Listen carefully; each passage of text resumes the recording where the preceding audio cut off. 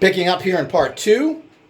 So you better make sure you get all those toxins and bacterias and heavy metals and everything out of there. And of course, your filters are one of the primary ways of doing particularly substances and heavy metals. Bacterias are a little harder, and there are filters for that, but you got to remember that there's God knows what's in your water, and throughout the entire world, and particularly in Europe, there's a pandemic of Legionnaires virus bacteria that's in water. This comes from water that isn't treated right and kept at a high temperature. These Legionnaires, and we've heard about this, the Legionnaires disease that kill people. Well, it's all through the waters all over the world, and particularly in Europe because they don't heat their water high enough. So you have all this built up in your systems. They get built up in all the fittings and everything else in the water systems, and it's a nightmare of poisons and deadly things that can kill you and hurt your immune system. So if you're a sick person, and most likely you are if you're looking at the Parcell system, these can be deadly. So the best thing you can do is sit in it, right? Well, this is one of the problems, and of course she doesn't cover this in her old, outdated technology that her book is. Now, her book is a great beginning guide, but there's so many great new tools like I've showed you. You need to get this. You should have one on your actual shower as well, and I'll show you that right now. I have the same setup in my shower, which is something I use daily. I don't really use a bath unless I'm taking a healing bath. But here's my shower system. I have the same type of thing here. Now, this again is where this beautiful, nice filter is. And there's only one like this I could find on my Amazon. So make sure you get something that has a removable cartridge in here that you can change. And of course, I've got another type of filter, and I'm testing the different filters of which one. But there are many types like this. They just screw right in. This whole setup probably took me 5 minutes. You all tighten things generally by hand. It's super easy to do. Now you've got a shower. You don't have to worry about all the bacterias and toxins, heavy metals, and everything else that you rub into your skin. Now, I've been told you take in about a quart of water, which seems like an awful lot to me, every time you take a shower. So, such is something. So, I mean,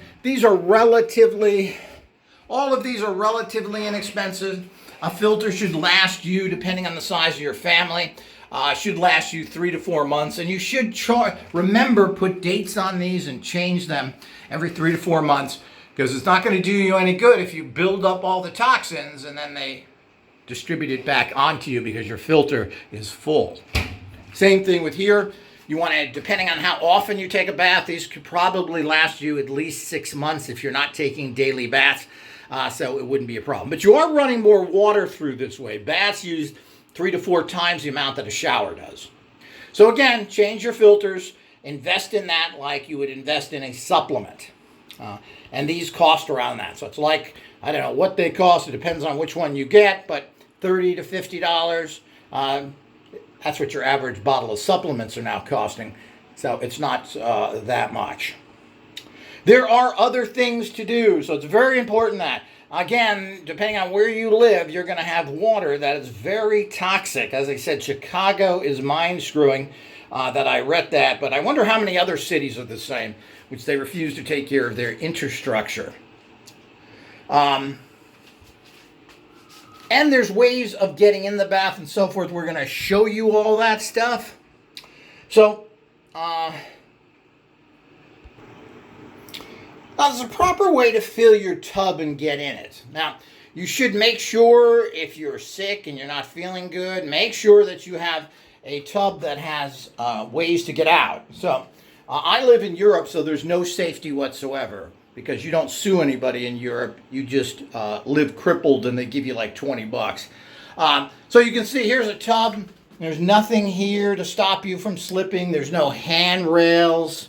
As you'll find the same in here. No handrails, no anything else. You know, that's high tech you're only going to get from America, and where you have a system you can sue people properly. So none of that, but you should take that in consideration. If you're using a tub, do you have places to get yourself up of? Getting in and out of tubs is very dangerous. The amount of people that hurt themselves seriously in their homes is a shocking amount. So So be very careful. Make sure you've got that. If you don't have some stuff and you can put it in, I'm going to get some stuff you put at the bottom of this tub so you don't slip. I don't really have any place to put handrails, but we'll see. But I have a whole way of getting in and out that's proper, and you have to figure that out for your particular tub.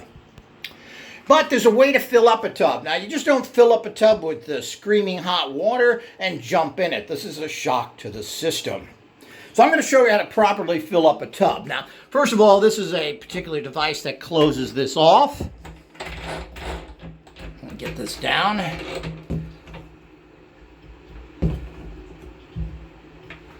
To seal that off. Now, to get the double filtration, which will go from here and then out here, you have to, again, use this like you would use anything that's for a shower. And then, of course, you do want to use hot water, depending on how hot your water is. But you want to fill this up approximately 3 or 4 inches. And we'll talk about that in a minute. The other factor that everybody needs to get is an ozonator. Now, here's an ozonator. Amazon and eBay are loaded with these, and they're very inexpensive. You should have one of these in general. Ozone, which is activated oxygen, is very good for clearing and cleaning water, and for many other things, and you can look into that if you're... But you can ozonate your water. If you have any problem to think there's bacteria in it, you certainly can ozonate your water. And how do you do that? Well, basically you get a jug of water. You put the end of this attachment here in the water, and you'll see how how it goes through water and everything else here. And you turn it on and it shoots oxygen in there. We're going to demonstrate this right now as it does. Now, there's 2 settings on this one, which most of them are water and air. Now, air means it shoots it out here, and this is a great way to get rid of mold and other things in a room. And you're supposed to be careful. You put this in a room, you turn it on for 20 minutes, close the door, and you're not supposed to go in there until after the 20 minutes, and then not to directly inhale ozone. They say it's really bad for you. It's active oxygen. It's not the greatest thing if you get too much of it, but it is very purifying. So what you do here, and of course I've got this plugged into a safe place away from there. Here's my little distiller going. I use distilled water that I energize with crystals and other things.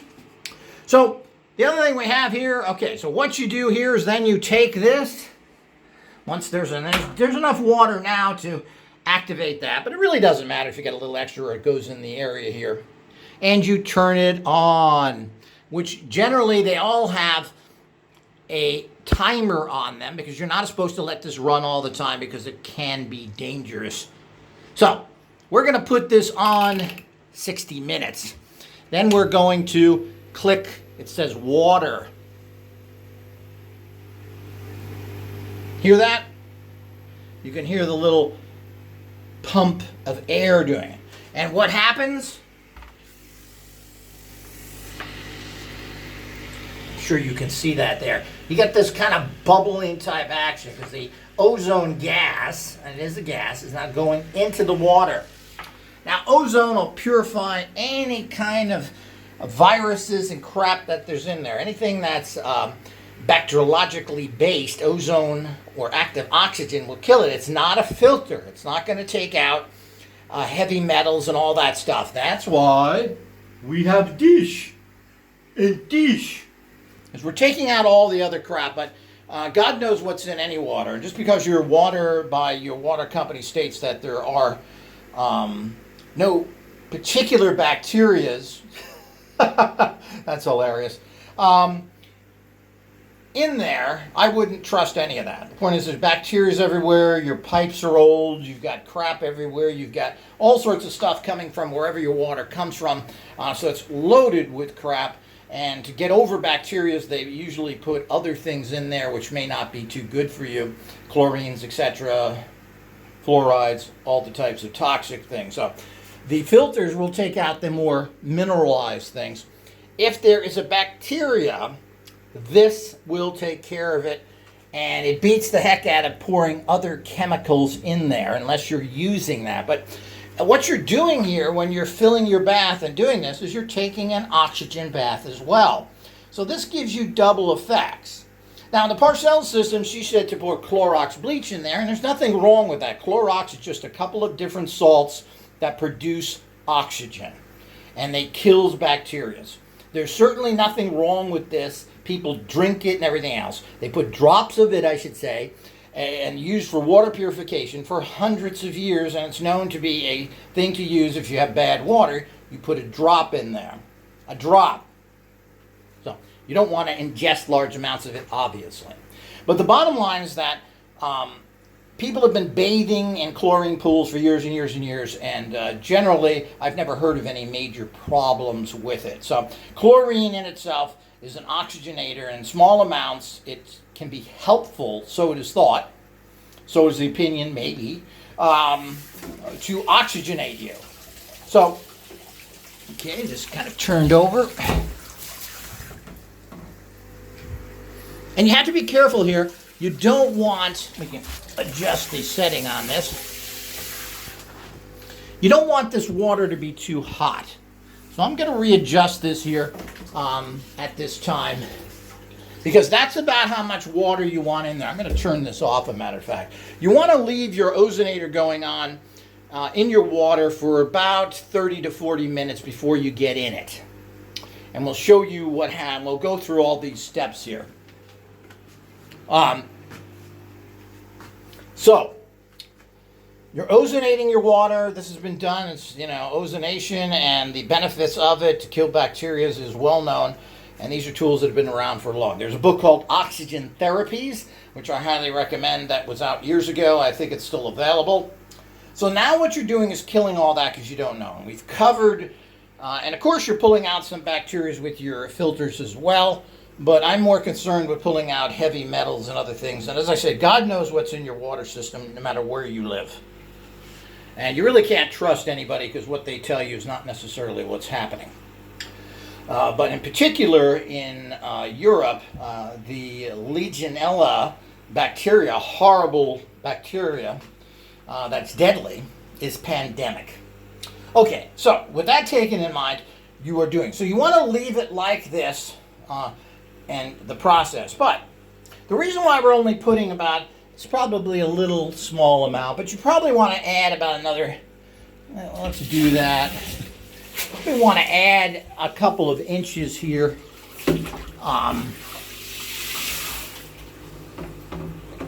Get that to stay down. A couple of more inches of water. Now, why are we doing it this way? Now, the whole idea is you want to put fairly hot water in here, very hot water generally. Because when you only sit in about 4 to 5 inches of hot water, which contacts mostly your lower legs and everything, you can tolerate that heat much easier. If this tub is all the way full and you jump in it, it horribly shocks your system and you can't take the heat. Nobody talks about this, but it's a very bad way to do it. And if you're not feeling well or you're sick, it's stupid. What's new? So the whole idea is that when you sit in a small amount of water like this and it's very hot, you get adjusted to it very easily. And that means when you're sitting in here, you're then able to fill it up with more hot water to easily adapt to it, and you actually can get it at a much higher heat level by slowly adding the hot water in instead of jumping into a scalding tub and then having your entire system be shocked.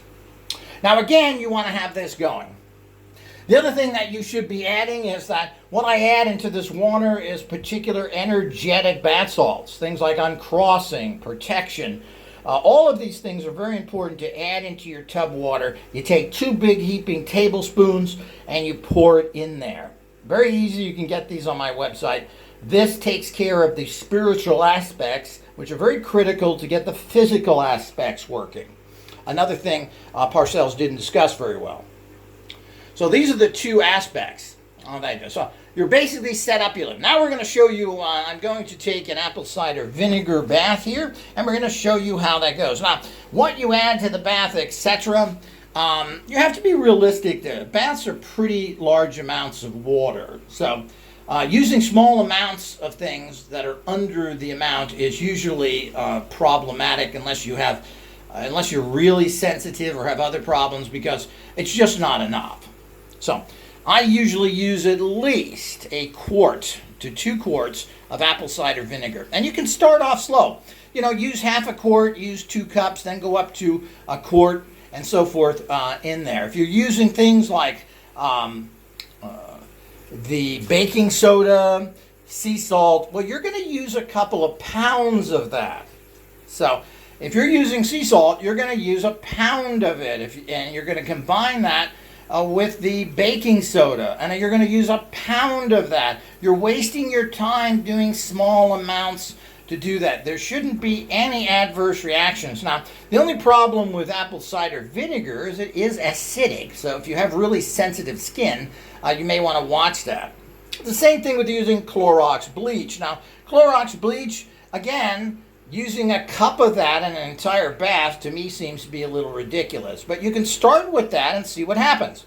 Then go up to 2 cups. So the whole idea is you're oxygenating the water, and it also depends how long you're going to sit in there. It is recommended you sit in at least 20-30 minutes. She claims that you have to cool down in the water, which means you'd be in there over an hour. I don't know how many people are going to possibly wait for the water to cool down. If you can do that, there are some benefits to that. I generally get out, pat myself down. I don't dry myself off completely, and then I cool down, sitting in a chair on a towel, naked, so that my body comes down slowly from the heat. So that's the proper way to do it. But I'm going to show you here how to add in, of course, this apple cider vinegar.